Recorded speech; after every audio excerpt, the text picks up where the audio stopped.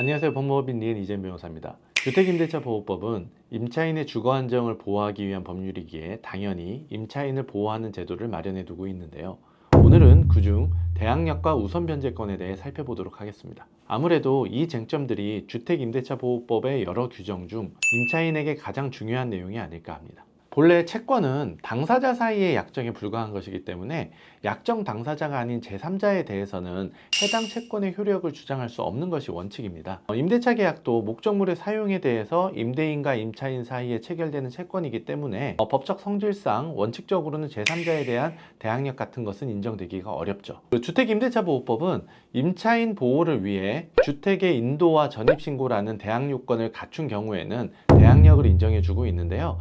이 두 가지 요건을 모두 갖춘 시점에 대항력이 발생하며 이러한 대항 요건이 존속되는 한 그 대항력은 계속 유지되는 겁니다. 나아가 이 대항 요건을 갖춘 임차인이 임대차 계약서에 확정일자까지 받는 경우에는 임대차 목적물에 대한 강제경매 절차에서 보증금에 대한 우선 변제권을 취득하게 되는데요. 따라서 계약 체결 후 가능한 한 빨리 확정일자까지 받는 것이 중요하겠죠. 그런데 이러한 대항 요건을 갖추거나 확정일자를 받는 이런 부분들은 원체 중요한 일이다 보니까 대부분의 임차인이 알아서 잘 하시는 부분이고요. 그래서 오늘은 여러분들이 다 알고 계시는 이런 부분들 말고 놓치기 쉬운 부분들만 짚어서 저희가 설명을 드리도록 하겠습니다. 먼저 대항력 발생 시점과 관련된 문제들에 대해서 한번 말씀을 드려볼게요. 주택임대차보호법에 따르면 임차인이 주택의 인도와 주민등록을 마친 경우 그 다음 날로부터 제3자에 대하여 대항력이 발생하는데요.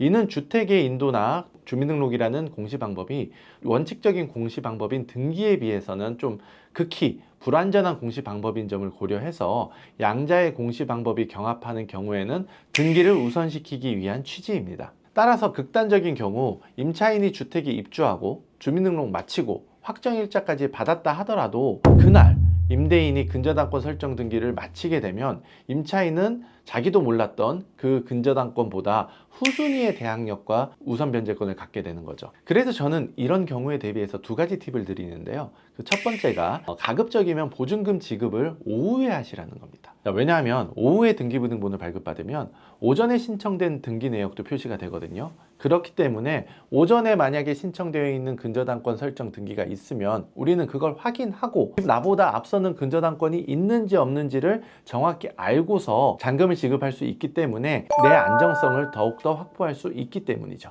그리고 두 번째로는요, 반드시 특약사항에 현재까지 목적 부동산에 추가로 신청된 등기사항이 없고 또 보증금 지급 다음 날까지도 추가로 기재될 등기사항이 없을 것임을 확약한다 라는 내용과 함께 이를 어길 시에는 당연히 계약을 무효로 하고 또 얼마의 손해배상 책임을 임대인이 부담한다는 내용을 적어두라고 합니다. 추가로 근저당권을 설정하거나 할 의사가 없는 그런 임대인이라면 이런 요구에 거부감을 느낄 필요가 전혀 없을 것이기 때문에 다시 한번 돌다리도 두드린다는 차원의 의미도 있겠고요. 그리고 추후 문제가 발생했을 때 민형사상의 책임을 묻는데 훨씬 유리하기 때문입니다. 그리고 기본적으로 본인이 보장받고 싶은 내용은 특이하게 다 기재하시는 게 맞습니다. 일단 다음으로는 인도와 주민등록이라는 대항 요건에 관련된 문제를 말씀드려 볼게요. 대법원은 원칙적으로 주택의 인도 및 주민등록이라는 대항 요건은 대항력 취득 시에만 갖추면 충분한 것이 아니라 그 대항력을 쭉 유지하기 위해서도 계속 존속해야 한다고 판시하고 있습니다. 인도일과 주민등록일이 서로 다를 경우에는 그 두 요건이 모두 갖춰진 날에 대항력이 발생하는 것이고요. 이후에 둘 중 하나라도 상실하게 되는 경우에는 대항력은 소멸하게 됩니다.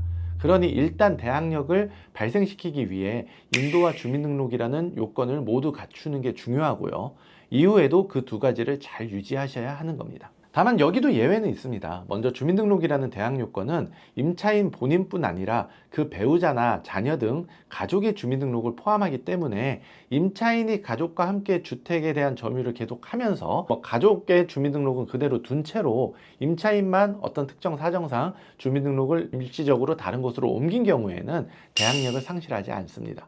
그리고 또 한 가지 예외로 임차권 등기를 해두는 경우를 생각해 볼 수 있습니다. 많이들 아시다시피 임차권 등기는 임대차가 종료했음에도 보증금을 받지 못한 상태에서 이사를 나가야 하는 임차인을 보호하기 위한 제도인데요. 임차인이 법원에 임차권 등기 명령을 신청하여 임차권 등기를 마치면 그 후 대항 요건인 인도와 주민등록이 상실되더라도 이미 취득한 대항력과 우선 변제권을 유지할 수 있게끔 해주는 제도입니다. 단 여기서 정말 주의하셔야 할 점은 이미 인도나 주민등록을 상실해서 대항력을 상실한 이후에는 아무리 임차권 등기를 하더라도 맨 처음에 대항력을 취득했던 때부터 소급해서 회복되는 것이 아니라 새로운 임차권 등기가 맞춰진 그 시점부터 새로운 대항력이 발생한다는 부분입니다.